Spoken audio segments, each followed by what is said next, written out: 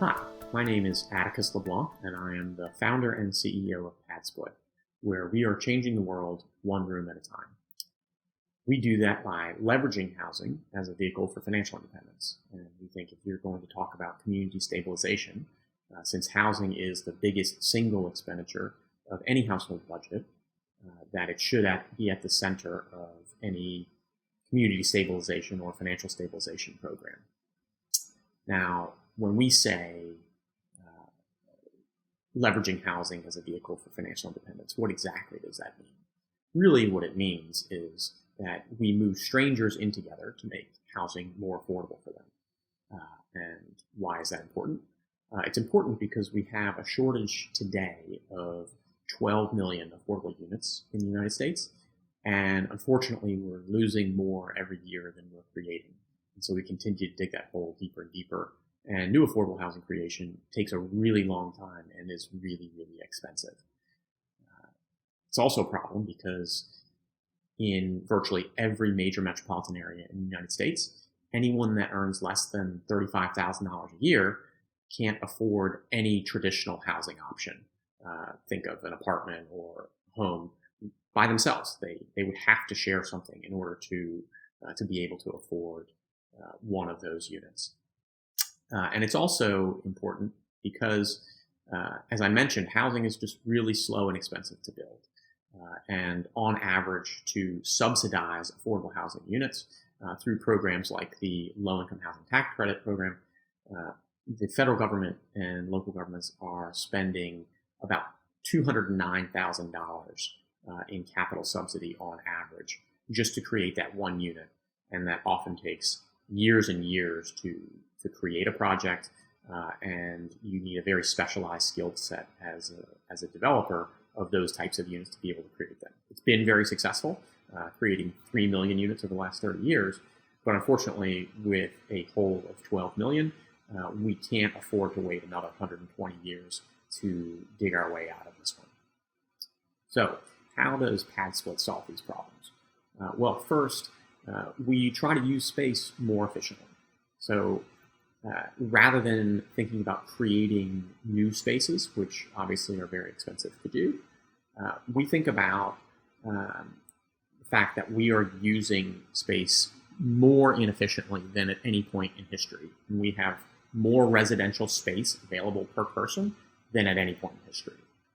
As family size has been decreasing over the last 60 years, home size has been gradually increasing to the point where we are almost double the square footage of the average home today than we were 60 years ago.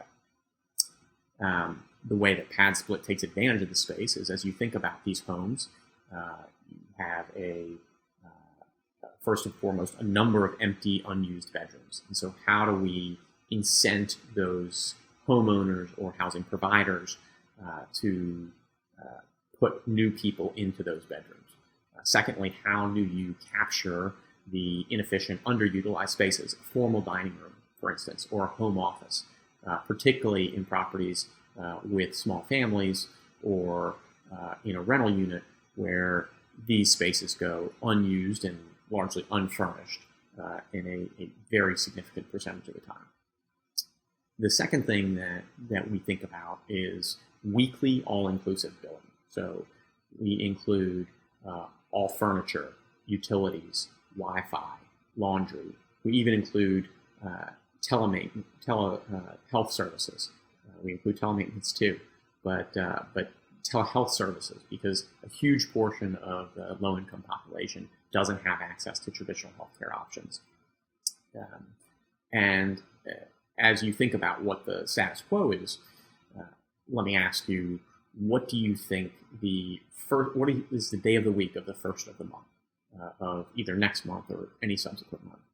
And I'm guessing that most of you don't have that answer on the tip of your tongue, even though the entire rental industry bets that low-income, vulnerable populations should have to juggle the 10 different living expense bills around that date, even though everyone acknowledges that they are typically living paycheck to paycheck.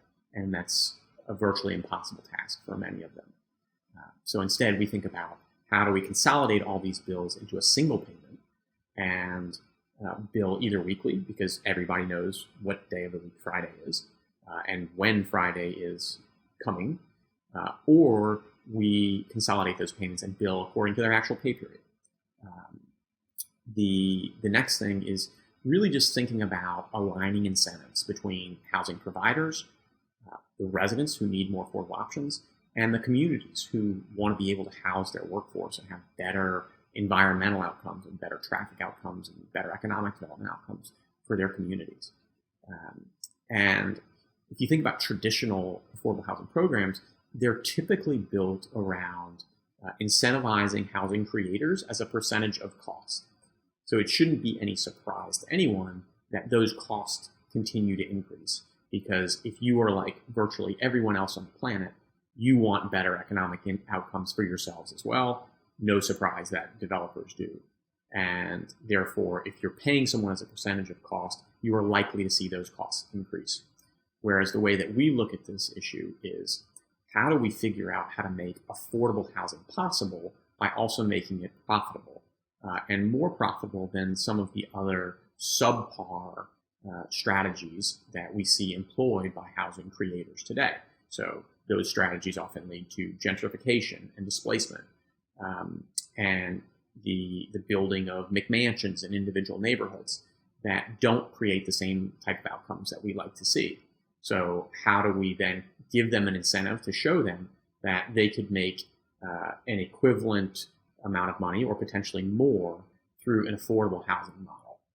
And so we demonstrate for housing providers how to create these types of units that are more affordable and create a more holistic solution for these residents who are most in need. And right now, those residents, they make too much money to qualify for traditional public subsidy programs such as Section 8 or the Housing Choice Voucher Program, but not nearly enough to afford the traditional market rate options. And so their choices today are staying in an extended stay motel, where a recent report in Georgia showed that 84% of occupants of extended stay motels lived there full time, and 22% had lived there for more than 3 years.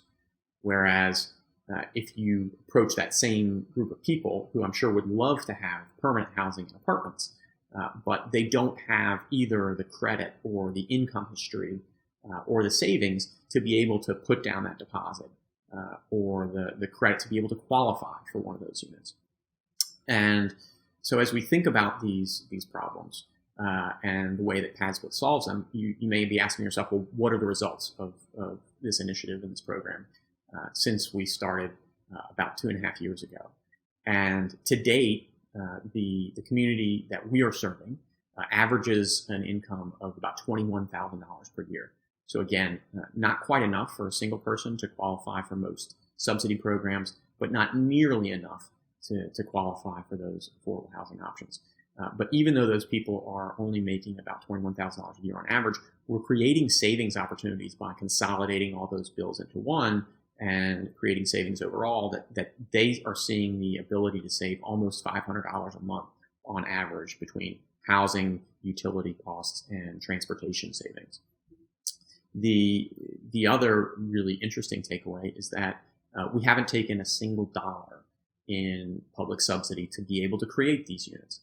We've facilitated the creation of over 930 units in the last 2 years, and the equivalent public subsidy that would be required to build those units, if we were going to build them new, is $194 million.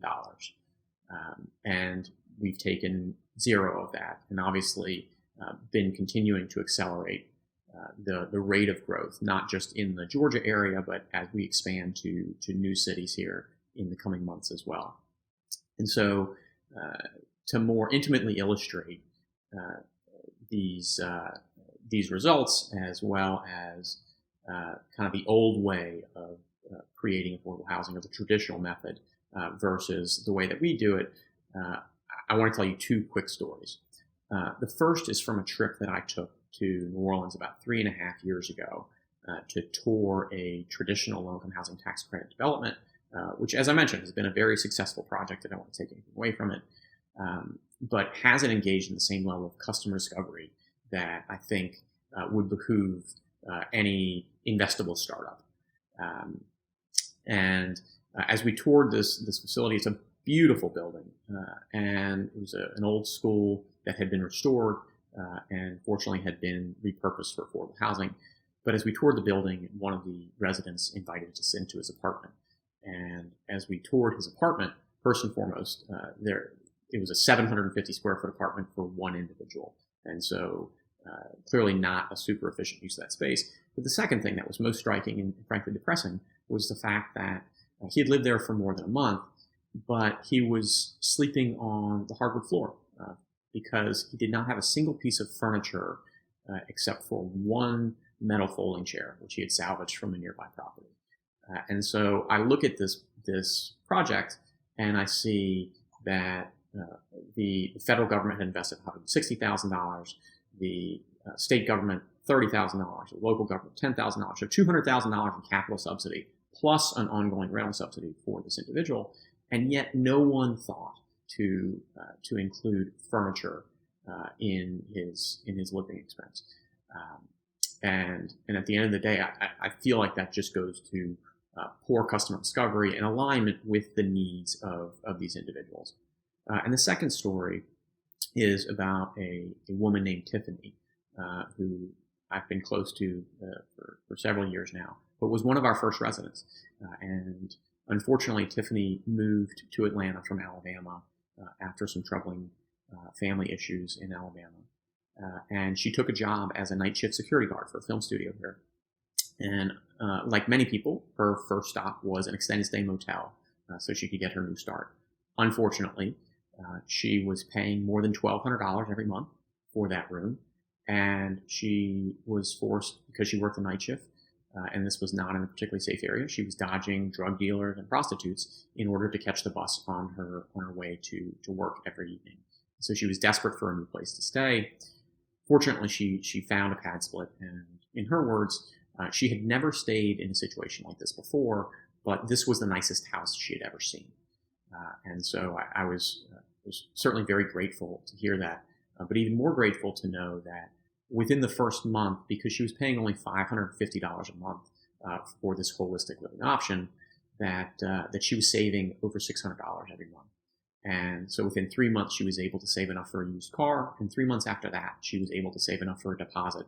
And having built her credit, she was also able to get a security deposit for an apartment, and was able to move on and graduate from her PadSplit within a 6-month period. And that was at no cost to the federal government or any capital subsidy necessary.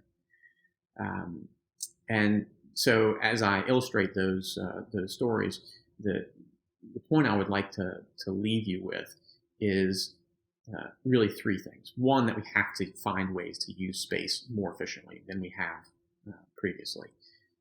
Second, that we have to do more customer discovery and really be proximate to those individuals that are most in need. And third, we have to build a housing continuum in every sense of the word, so that people who need a fresh start or have had some sort of traumatic event in their lives, or frankly just low income, have the ability to move from an extended stay motel or some level of functional homelessness where they may be living in their car or in a park or spending the night in an airport lobby. Because right now there's nothing that exists between that and the traditional housing options that we've always thought about, the apartments and the single family homes of the world. And that's really the space where PadSplit exists, so that there can be a continuum that people have the ability to move through in order to reach financial independence, and first to build savings, second to build income, and then eventually, hopefully, to build wealth over time as they move into home ownership positions. But thank you so much for listening, and really appreciate your time, and hope you enjoy the rest of the presentation. Thank you.